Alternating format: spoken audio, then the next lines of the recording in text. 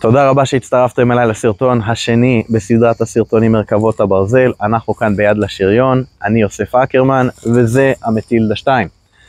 מהשם אפשר להבין שהיה גם מטילדה 1, ואכן היה מטילדה 1. הבריטים באמצע שנות ה-30 בונים טנק חי"ר שאמור ללוות את חיל הרגלים, ולכן הוא ממוגן יחסית, וכדי לעשות אותו ממוגן ולעמוד במסגרת התקציב, מתפשרים על כוח אש, אין לו, מקלע אחד, ועל המהירות מאוד איטי. הכל בשם צמצום עלויות כלכליות. הבריטים בשנות ה-30 מגיעים למסקנה שכדי להפיק טנק יעיל במחיר שפוי, כן, שנות ה-30 שפל גדול, הבריטים חנוקים כלכלית, רוצים לצמצם עלויות, אז הם בעצם לא בונים טנק יעיל, הם בונים כמה טנקים. מפצלים את תפקיד הטנק לכמה מרכיבים, וכל טנק אמור לעמוד ביעדים מאוד מאוד מסוימים. טנקי הקרוזר שעליהם נדבר מאוחר יותר בסרטונים אחרים, אמורים לשייט, ולכן הדגש הוא על ניידות, על חשבון המיגון.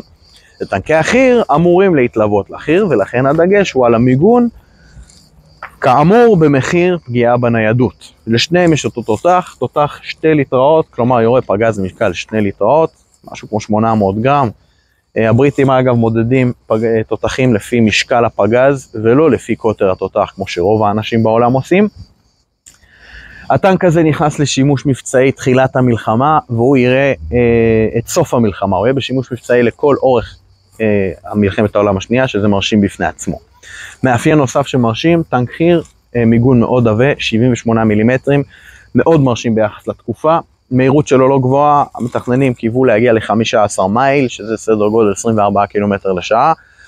הוא יכול לעשות את זה בפנאים אופטימליים, אבל זה עושה רעש נוראי, בגלל שכל המערכת שחלים, קפיצים ומרכובים שאתם רואים כאן, עשויה ממתכת, כפי שאפשר לראות בחלקים ספר שיש פה,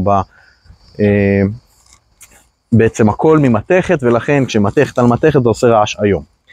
את המזקום אי אפשר כל כך לראות, בגלל שיש פלטה שאמורה להוסיף מיגון נוסף, הם חיברו אותה, וזה בעצם החלק היחיד שלא יצוק בטנק, מרשים מאוד.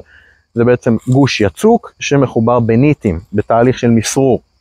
זה מוסיף מיגון. החורים האלה, 5 החורים האלה נועדו בעצם לאפשר לבוץ ולחול שנגרף בעת נסיעה לגלוש החוצה. בוץ פחות עשה את זה, חול זה כן עבד.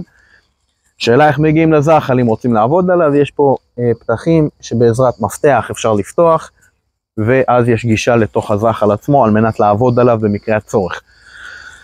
המנוע, הבריטים כדי לחסוך בכסף בעצם לקחו 2 מנועי ליילנד של אוטובוס דו-קומתי מלונדון, המפורסם האדום, שמו פה בפנים על מערכת הילוכים אחת, וזה מניע את הטנק במהירות הלא מאוד מרשימה שראינו מקודם.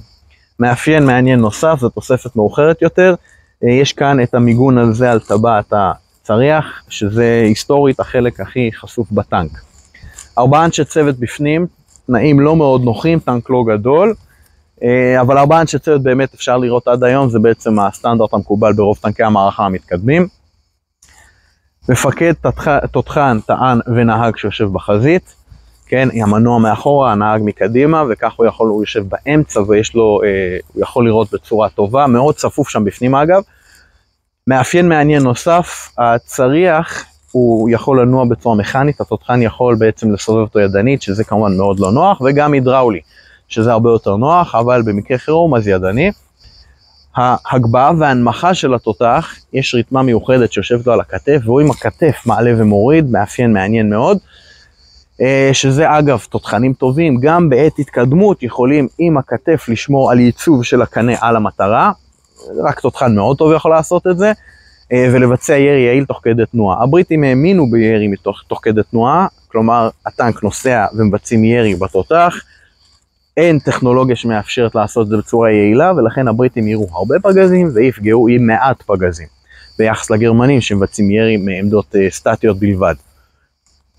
טנק מרשים מאוד, כאמור יהיה בשימוש עד לסוף המלחמה, בעיקר בצבא אוסטרליה. החל בשנת 42 הטנק כבר מיושן, לא כל כך בסטנדרטים, ולכן הבריטים לא השתמשו בו כטנק מערכה בקו החזית, אבל האוסטרלים כן נגד היפנים במזרח הרחוק, שם הוא יוכיח שהוא יעיל מאוד, בגלל המיגון העבה שלו, שמספק הגנה מצוינת לאנשי הצוות. מקווה שנהנתם, תודה שהצטרפתם אליי, ולהתראות בסרטונים הבאים.